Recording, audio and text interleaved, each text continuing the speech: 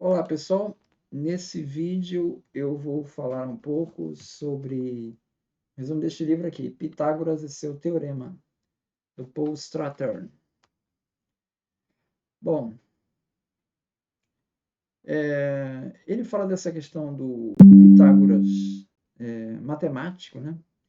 E tem um livro do Paul van der Waerden que diz assim, ele diz assim, temos que abandonar a crença tradicional de que os matemáticos gregos mais antigos descobriram a geometria inteiramente por si mesmos e que quase nada deviam às culturas mais antigas. Uma crença que era sustentável apenas enquanto nada se sabia sobre a matemática babilônica.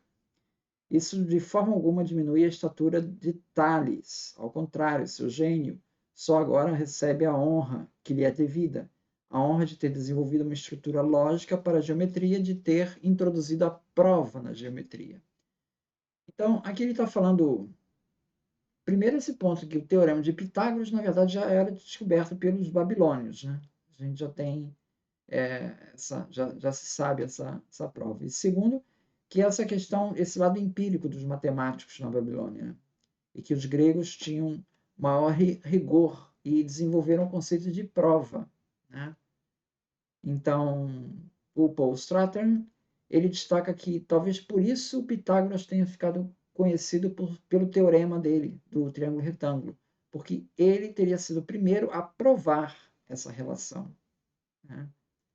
Então, essa, essa referência a Pitágoras, como sendo teorema de Pitágoras, aparece pela primeira vez com Vitrúvio, né, num texto do século I a.C. Tá? Então, ele atribui então esse mérito do Pitágoras de ter é, alçado a matemática, né, para a prova e tirando a matemática desse conteúdo empírico. Né? Tales, ele acreditava, ele havia previsto eclipses solares, pelo menos isso é o que está dito por Diógenes Laércio, Xenófanes, tá?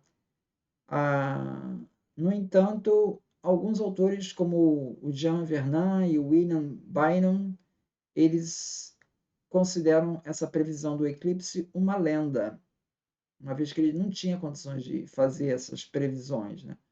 O Paul Strater, ele já diz que o Tales obteve essas informações do eclipse de fontes da Babilônia, né? Então, o pai dele, o pai do Tales, ele era comerciante e podia, assim, viajar, e levou, então, Tales para o Egito, onde ele aprendeu matemática e astronomia caldaica. Então, as tabelas de eclipses e outros fenômenos celestes dos sacerdotes da Babilônia antecedem, assim, alguns séculos antes de Tales, né? Então, possivelmente daí é que veio essa previsão do eclipse por Tales, que ele acabou ficando com a fama, né? Uma outra parte interessante eu achei do livro foi quando ele falou do Filolau, né? E o Filolau escreveu um livro sobre os pitagóricos, né? Que chama Sobre a Natureza. Esse livro foi adquirido pelo Platão, que pagou uma boa soma em dinheiro e acabou influenciando bastante a obra do Platão. Esse fato acabou instigando os fraudadores a inventarem tratados de Pitágoras para se aproveitar do comércio que se construía em torno disso, né? E já que o Platão pagou uma nota por esse texto, né, as pessoas começaram a inventar texto. Olha, o Platão pagou tanto, você pode levar só por isso aqui, entendeu? Criou-se um comércio em torno dessas obras. Então, muitas das obras de Pitágoras acabam sendo fraudes, né? Com relação à cosmologia, né?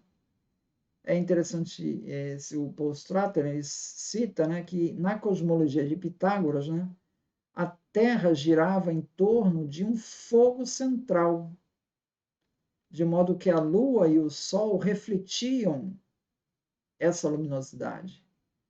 Então, a Lua refletia e o Sol também refletia, porque havia um fogo central que estava no centro do universo e a Terra girava em torno desse fogo. O Tales e o Anaxágoras também expõem a tese de que a Lua é iluminada pelo Sol. Essa tese também é defendida pelo Macrobius. O Copérnico, Nicolau Copérnico, né?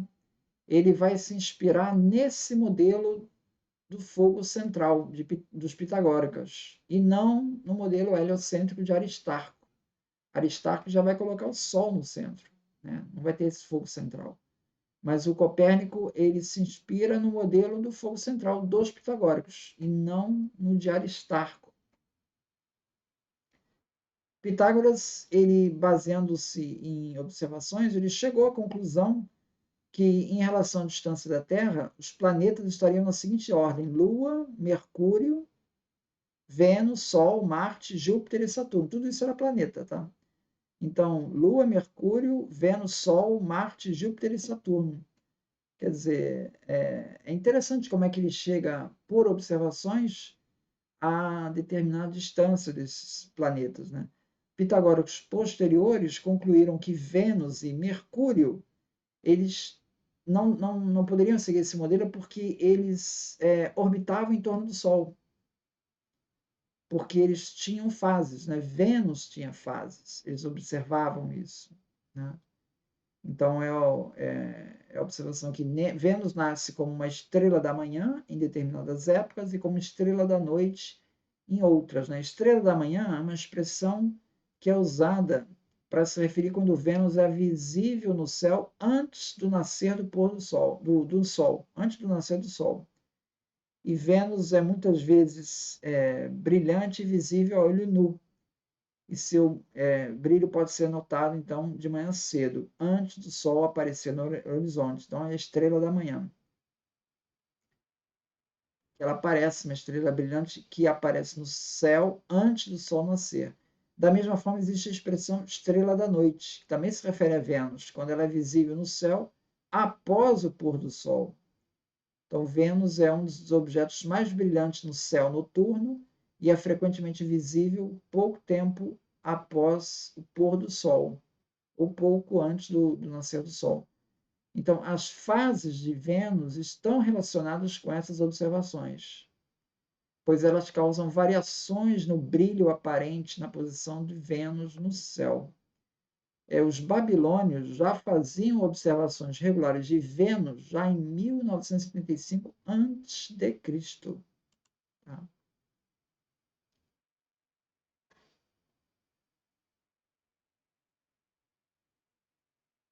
Outra questão que Pitágoras também desenvolve é o conceito de harmonias das esferas, né? Ele imaginava os planetas como cordas de uma lira, que produziam uma harmonia celestial, que ele chamou de música das esferas. Então, cada planeta produz uma nota musical, com uma frequência relacionada com a velocidade desse planeta. As notas mais baixas viriam dos planetas mais lentos, que viajariam mais próximos da Terra. Essa música a gente não seria capaz de ouvir, porque nossos ouvidos já estão acostumados com essa música desde que a gente nasce. Isso na teoria do Pitágoras. Outra questão que Pitágoras traz na área de matemática, né? São as relações de números, né? Então, ele conseguiu encontrar números que ele chamou de números amigos, né? Por exemplo, o 284 e o 220. Por quê? Porque os fatores, né, divisíveis por 284 são 1, 2, 4, 71 e 142. Se você soma esses fatores, dá 220. E 220, por sua vez, tem como fatores 1, 2, 4, 5, 10, 11, 20, 22, 44, 55 e 110, que somados dá 284.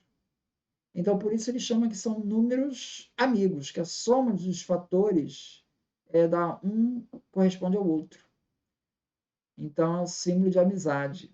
Isso era usado em talismãs, com esses números, 220 e 284. Na Bíblia, Jacó dá a Esaú 220 medidas de cereal, quando eles se unem num símbolo de amizade. Né? Possivelmente está se referindo a esse número amigo aí, que já era conhecido aí do Pitágoras. O Straton, ele descreve que os pitagóricos conheciam 4 sólidos regulares, né? O tetraedro, octaedro, o cubo e o dodecaedro.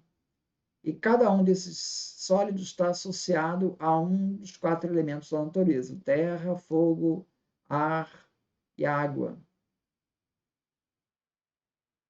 É curioso que na cultura etrusca, né, ela atingiu o auge aí no século 6 a.C., foram encontrados, né, cristais, né, dodecaedros usados como dados dentro de um contexto religioso, né? E outra questão também, cristais de pirita, de ferro, eles tinham a forma de dodecaedros. Eram possível ser vistos visualmente, dava para ver, e eram encontrados em estado natural na Itália e venerados como peças sagradas pelos etruscos. Então, isso revela conhecimento aí do dodecaedro. O Pitágoras também tinha umas coisas curiosas, por exemplo, não comer feijão. O argumento do Paul Strathern é bem curioso, né? Segundo Pitágoras, você comendo feijão, você vai provocar gases e os gases vão fazer você peidar, tá? E com isso você perde parte do seu espírito, porque o espírito é a pneuma, é o ar vital da pessoa. Então, essa palavra ar, ela vai aparecer em inspirar e em expirar, né? E no grego também, o pneuma vai aparecer em pnésio, inspirar, e ecpênio, expirar. O pneuma está no radical das duas palavras. Então, inspirar alguém, né? Fazer com que o espírito entre. E expirar é a pessoa morrer, né? O espírito sai. E tem a ver com essa respiração, de inspiração e expiração, né? Outra crença que o Pitágoras tinha é que quando a pessoa se levantava, ela tinha que pegar o lençol e alisar o lençol para desfazer as marcas do corpo da pessoa, né? Porque senão outra pessoa poderia vir ali e em cima daquelas marcas a pessoa rogar uma praga para a pessoa. Então seria mais seguro alisar a cama aí. Outra questão também que o livro aborda é a questão da metempsicose, né? Ou reencarnação, que Pitágoras pregava, né? Então, a alma humana podia reencarnar em outras pessoas, em animais ou mesmo até em plantas, né? O corpo era visto como um túmulo da alma, né? Então, o Xenófanes e Colofone, no século 6 a.C., ele se refere a uma lenda atribuída, né, a Pitágoras, né, que dizia que, numa certa vez, ele passou por um cão que ele estava sendo surrado pelo dono, né? E aí o Pitágoras ele reconheceu naqueles ganidos do cachorro a alma de um amigo dele. E aí livrou o cão aí do sofrimento, né? Então é essa ideia de que o amigo havia reencarnado no cachorro, né? Então essa é referência à crença na transmigração das almas que o Pitágoras pregava. É isso. Muito obrigado, então.